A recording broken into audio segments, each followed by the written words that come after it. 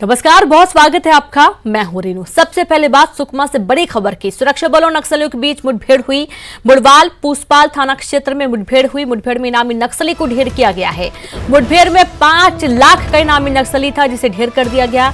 घटनास्थल से बंदूक, टिफिन बम और 2 हैंड ग्रेनेड बरामद किए गए हैं। एएसपी नक्सल सिद्धार्थ तिवारी ने इस बात की पुष्टि की है। तो बड़ी खबर आपको दे रहे हैं सुकमा से, जहां सुरक्षा बलों और नक्सलियों के बीच मुठभेड़ हुई है और इस मुठभेड़ में 5 लाख के इनामी नक्सली को ढेर कर दिया गया। आपको बता दें कि घटनास्थल से बंदूक, टिफिन बम और 2 हैंड ग्रेनेड भी बरामद किए गए हैं। एएसपी नक्सल सिद्धार्थ तिवारी ने इस बात की पुष्टि की है। तो आप देख रहे हैं सामग्री के साथ ही 5 लाख के इनामी नक्सली को ढेर किया गया है। मुड़वार पूसपाल थाना क्षेत्र में ये मुठभेड़ हुई थी और इस दौरान 5 लाख के इनामी नक्सली को मार गिराया गया और साथ ही यहां पर कई सारे हथियार भी बरामद किए गए हैं। सामान बरामद किया गया है। नक्सल सामग्री जिसे कहते हैं बरामद की गई है। और संवाददाता सत्यनारायण चांडक सुकमा से जुड़ गए हैं। सत्यनारायण, मुठभेड़ हुई, 5 लाख का इनामी नक्सली मार गिराया गया है। एक बड़ी कामयाबी कह सकते हैं जवानों की। जी हाँ, जवानों की बड़ी कामयाबी कह सकते हैं, क्योंकि उस इलाके से लगातार जो है माओवादियों की होने की सूचनाएं जो है जवानों के पास में मिल रही थी, जिसके बाद जो है कल सर्च ऑपरेशन लॉन्च किया गया था। और कल शाम के जो है मुड़वाल पहाड़ी है, वहां पर जो है माओवादियों के साथ मुठभेड़ हुई, जिसमें 5 लाख का नक्सली इनामी जो है नागेश, वो ढेर हो गया है। नागेश पर उड़ीसा सरकार के द्वारा 4 लाख का इनाम जो है घोषित किया गया था। इसके अलावा जो है भरमार बंदूक और वहां मौके से जो है विस्फोटक सामग्री भी बरामद किया गया। लगातार जो है लॉकडाउन के बीच में भी जो है जवान लगातार ऑपरेशन कर रहे हैं। जी बिल्कुल, लॉकडाउन के बीच भी जवान ऑपरेशन कर रहे हैं और ऐसा देखा जा रहा है कि लॉकडाउन के चलते भी नक्सलियों का जो आना जाना है वो भी लगा हुआ है। नक्सली जो छोटी मोटी घटनाओं को अंजाम देते हैं, सत्यनारायण, वो भी लगातार कर रहे हैं। जी, जिले में जो है लगातार लॉकडाउन के बीच में भी माओवादियों की गतिविधियां जो है चलती आ रही है। कई इलाकों में जो है माओवादियों ने सड़कें खोद डाली है। कई इलाकों में जो है राशन की लूटपाट की भी जो है खबरें आ रही है। लगातार जो है माओवादी अपनी गतिविधि बरकरार रखें, क्योंकि लॉकडाउन है और इस बीच में जो है आवागमन के साधन भी उन इलाकों में नहीं है। फोर्स भी उन इलाकों में मुश्किल से पहुंच पाती है, जिसका फायदा जो है माओवादी उठा रहे हैं और लगातार लॉकडाउन के बीच में अपनी उपस्थिति जो है दर्ज करवा रहे हैं। जी चलिए, बिल्कुल, बहुत बहुत शुक्रिया आपका जानकारी के लिए सत्यनारायण।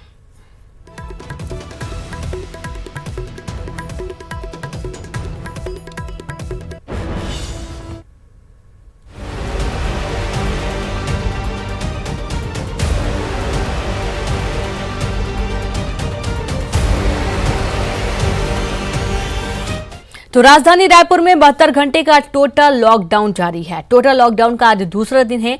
रविवार शाम 5 बजे तक टोटल लॉकडाउन लागू रहेगा। लॉकडाउन के दौरान अति आवश्यक सेवाओं को छोड़कर बाकी चीजों पर रोक है। सब्जी, बाजार, मार्केट और दुकानें भी बंद हैं। सिर्फ दवाई दुकानें, मिल्क पार्लर और पेट्रोल पंप खोले हैं। गैस सिलेंडर और ऑनलाइन होम डिलीवरी पर भी रोक नहीं है। लॉकडाउन के दौरान किसी घूमने और आने जाने पर रहेगा प्रतिबंध। टोटल लॉकडाउन के दौरान सड़कों पर पूरी तरह से सन्नाटा फैला हुआ है। लॉकडाउन का उल्लंघन करने वालों के खिलाफ पुलिस काफी सख्ती बरत रही है। सभी प्रमुख चौक चौराहों पर पुलिस अभियान चला रही है। लॉकडाउन 2 के दौरान रायपुर में 72 घंटे का कर्फ्यू लगाया गया है और इस कर्फ्यू के माहौल में किस तरह की तस्वीरें शहर की है, ये हम आपको दिखा रहे हैं। देखिए आप, सड़कों पर पूरी तरह से सन्नाटा पसरा हुआ है। जो आवश्यक काम से घर से बाहर निकले हैं, पुलिसकर्मी हो या दूध बेचने वाले हो, वो आपको दिखाई देंगे। लगातार पुलिस की गाड़ियां यहां पर आपको दिखाई देंगी, जो कि लोगों से ये गुजारिश कर रही है कि बिना काम के आप अपने घर से बाहर ना निकलें। और ये जो इलाका है, ये मैं आपको बता दूं कि रायपुर के गौरव पथ का इलाका है। हालांकि आपको बता दें कि जब से लॉकडाउन लगा है तब से लोग कम ही घर से बाहर निकल रहे हैं और खासकर जो चौक चौराहे हैं वहां पर तो लोग कम ही आ जा रहे हैं। लेकिन अभी और अधिक जानकारी के साथ संवाददाता देवव्रत जुड़ गए हैं। देवव्रत, टोटल लॉकडाउन जो किया गया है कितना प्रभावी देखा जा रहा है ये?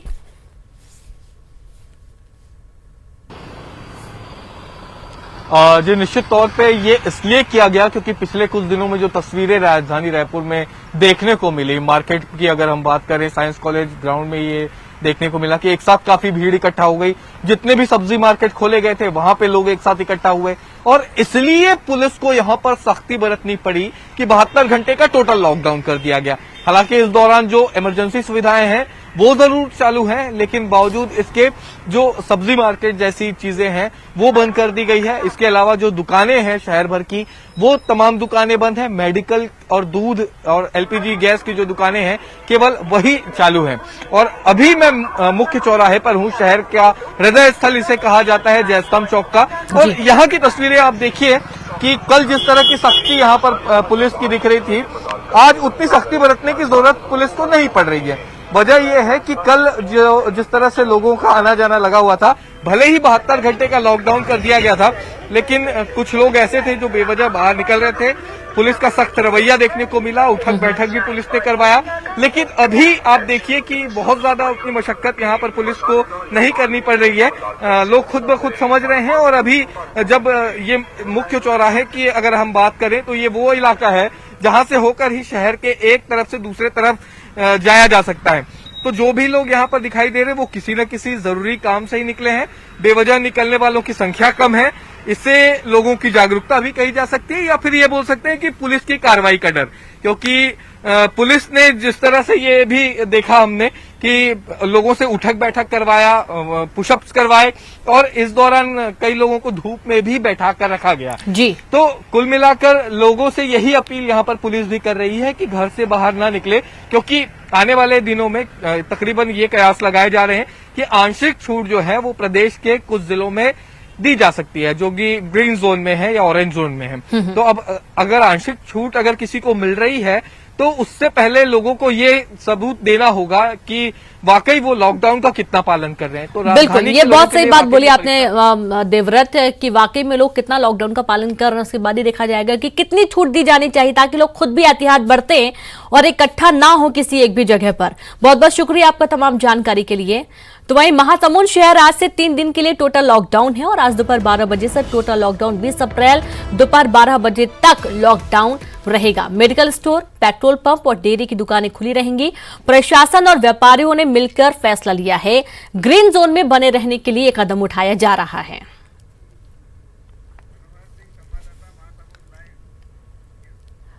और साथ ही मनोहर जुड़ गए हैं महासमुंद से संवाददाता। मनोहर, टोटल लॉकडाउन सख्ती से पालन करवाया जा रहा है, पुलिस काफी एहतियात बरत रही है, सजा भी दे रही है यदि देख रही है सड़कों पर। जानना चाहेंगे इस वक्त किस तरीके की तस्वीरें देखने को मिली लॉकडाउन के दौरान? बिल्कुल रेनू, जिस तरह से लॉकडाउन का दूसरा चरण चल रहा है और महासमुंद जिला प्रशासन जो है बिल्कुल पूरी तरह से सख्ती बरत रही है ताकि महासमुंद जिला जो है अब तक ग्रीन जोन में है और अब तक आगे भी ग्रीन जोन में बना रहे और आने वाले समय में महासमुंद जिले को कुछ रियायत बरती जाए। यही कारण है कि इस बार जो है प्रशासन ने कोई आदेश नहीं किया है। महासमुंद के व्यापारियों और जो यहाँ के जनता है उन्होंने स्वपूर्ति प्रशासन के पास ये बात रखी है कि महासमुंद को 3 दिनों के लिए स्वपूर्त ही बंद रखा जाए। आज दोपहर 12 बजे से लेकर 20 अप्रैल के दोपहर 12 बजे तक ये स्वपूर्त जो बंद है वो रहेगा। 20 अप्रैल के दोपहर 12 बजे के बाद जो है ये लॉकडाउन खुलेगा। आप देख सकते हैं कि मैं जहाँ पर खड़ा हूँ महासमुंद का नेशनल हाईवे 353 है और शहर का ये मुख्य चौराहा है जहाँ पर अमूमन काफी तादाद में लोग आते जाते रहते थे, जरूरी कामों को लेकर निकलते थे। प्रशासन के लाख समझाइश के बाद भी वो नहीं सुनते थे। यही कारण है कि आज जो है ये जो नेशनल हाईवे जो है पूरी तरह से सुनसान नजर आ रहा है। पूरी तरह से लोग जो है कर्फ्यू का पालन कर रहे हैं। रेनू, आपको बता दूं कि महासमुंद जिले में अब तक कोरोना से संबंधित कोई भी मरीज सामने नहीं आए हैं। 38 ऐसे मरीज हैं जिनका सैंपल स्वास्थ्य विभाग ने जांच के लिए भेजा था, जिसमें से लेकर 36 सैंपल जो है अभी तक निगेटिव आए हैं। 2 सैंपल का जो है रिजल्ट आना अभी तक बाकी है। वहीं 3360 ऐसे मरीज हैं जिनको स्वास्थ्य विभाग ने अपनी निगरानी में रखा हुआ है और सभी जो है होम आइसोलेशन में। हमारे साथ चलिए, बिल्कुल शुक्रिया जानकारी के लिए। और इसी बीच खबर भोपाल से न्यूज 18 की खबर का बड़ा असर हुआ है। इंदौर में मेडिकल टीम पर हमले की घटना का सीएम ने संज्ञान लिया है, कलेक्टर को मौके पर भेजा, दोषियों पर कड़ी कार्रवाई के निर्देश दे दिए गए हैं। कुछ वक्त पहले हमने आपको खबर दिखाई थी कि वहां पर सर्वे करने गई मेडिकल की टीम पर हमला हुआ था, चाकू से हमला किया गया, एक जो महिला डॉक्टर थे उनका मोबाइल भी छीन लिया गया और इस तरीके से कई लोग जख्मी भी हो गए हैं इस हमले के चलते। और यहाँ पर दबंग हैं जो कि अवैध तरीके से शराब का कारोबार करते थे। बातचीत कुछ बिगड़ी और इसी दौरान ये हमला किया गया है। हमले में एक महिला बुरी तरीके से घायल हुई है, चाकू से हमला किया गया था। जरा आप सोचिए, जहां जगह जगह पुलिस तैनात रहती है वहां पर इस तरीके की खबरें सामने आ रही हैं। टोटल लॉकडाउन इस वक्त इंदौर में है, हर चौक चौराहे पर पुलिस मुस्तैदी के साथ खड़ी है, उसके बावजूद दबंगों का कहर और मेडिकल टीम, जो सर्वे करने मेडिकल की टीम पहुंच रही है, उन पर हमला हुआ है। और ये कोई पहली बार घटना सामने नहीं आ रही, इसके पहले भी घटनाएं सामने आ चुकी है जब मेडिकल टीम सर्वे करने गई, मेडिकल टीम पर हमला हुआ है। न्यूज 18 ने इस खबर को प्रमुखता से दिखाया था और आप देखिए कि न्यूज 18 की खबर का तुरंत असर हुआ। इंदौर में मेडिकल टीम पर हमला करने वाले जो दोषी हैं, जो आरोपी हैं, उन पर सख्त एक्शन लिए जाने का निर्देश दिया गया है। कलेक्टर मौके पर पहुंचे, कलेक्टर को भेजा गया है। सीएम शिवराज सिंह चौहान ने तुरंत इस मौके का संज्ञान लिया इस मामले का और दोषियों पर कड़ी कार्रवाई के निर्देश दे दिए हैं। और वक्त एक ब्रेक का, जल्द हाजिर होंगे।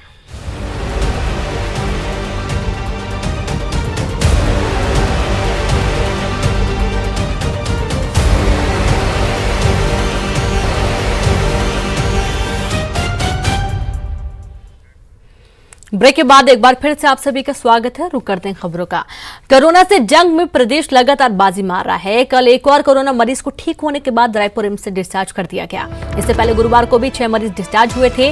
डिस्चार्ज किए गए मरीज कटघोरा के रहने वाले हैं। प्रदेश में अब तक कोरोना के 36 मामले सामने आए हैं। इनमें से 24 मरीज ठीक हो चुके हैं और अब प्रदेश में एक्टिव मरीजों की संख्या 12 है। ये सभी 12 एक्टिव मरीज कटघोरा के हैं। प्रदेश में कोरोना के सबसे ज्यादा 27 मामले कोरबा के कटघोरा से सामने आए हैं।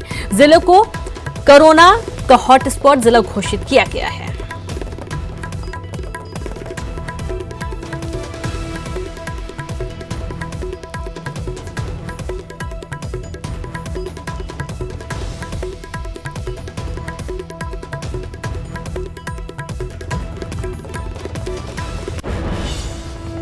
तो मुंगेली से खबर, जहां लोरमी एसडीएम पर दुर्व्यवहार का आरोप लगा है। भूतपूर्व सैनिकों से एसडीएम ने दुर्व्यवहार किया। वॉलंटियर के रूप में सेवा दे रहे भूतपूर्व सैनिकों से दुर्व्यवहार का मामला। दुर्व्यवहार से नाराज वॉलंटियर ने काम करने से इनकार कर दिया। वॉलंटियर के रूप में सेवा दे रहे थे 16 भूतपूर्व सैनिक, जिनके साथ दुर्व्यवहार किया गया, जिससे वॉलंटियर सैनिक काफी नाराज हो गए। और संवाददाता प्रशांत शर्मा मुंगेली से जुड़ गए हैं। प्रशांत, वाकई में थोड़ा सा ये दुर्भाग्यजनक है कि भूतपूर्व सैनिक यदि सेवाएं दे रहे हैं तो उनके साथ दुर्व्यवहार किया जा रहा है। जी रीनू, निश्चित रूप से मैं बता दूं कि लॉकडाउन के बाद से सोशल डिस्टेंसिंग और लॉकडाउन के पालन को लेकर सिविल वॉलेंटियर के रूप में इन जो भूतपूर्व सैनिक है इनको सिविल वॉलेंटियर बनाया गया था और बैंक हो या बाजार हो, ऐसे कई स्थानों में इनकी सेवाएं ली जा रही थी।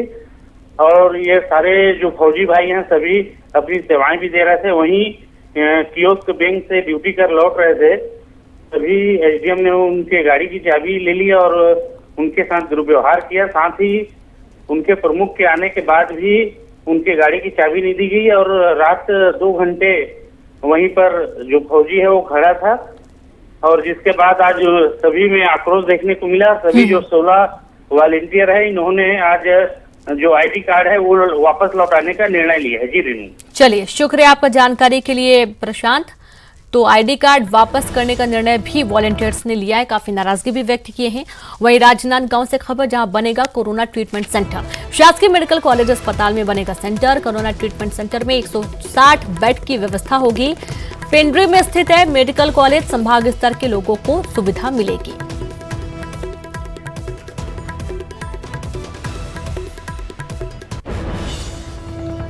और खबर भिलाई से, बीएसपी के ठेका मजदूरों को मिलेगी राहत। मजदूरों को भी मिलेगा कोरोना भत्ता। कार्य दिवस के दौरान दिया जाएगा भत्ता। 50 रुपए दिया जाएगा कोरोना भत्ता।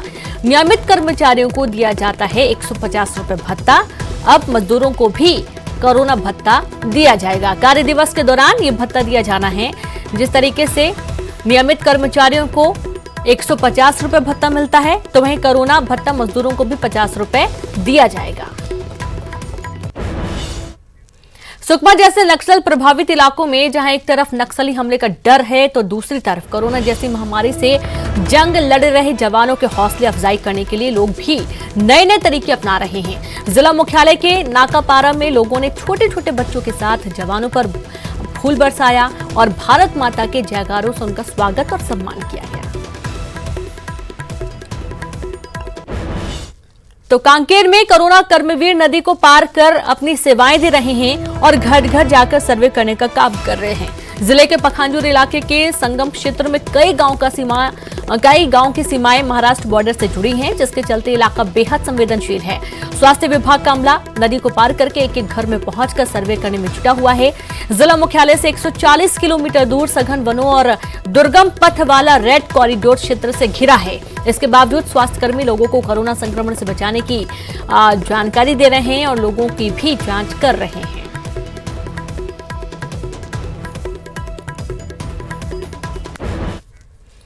और इसी के साथ इस बुलेटिन में इतना ही। नमस्कार।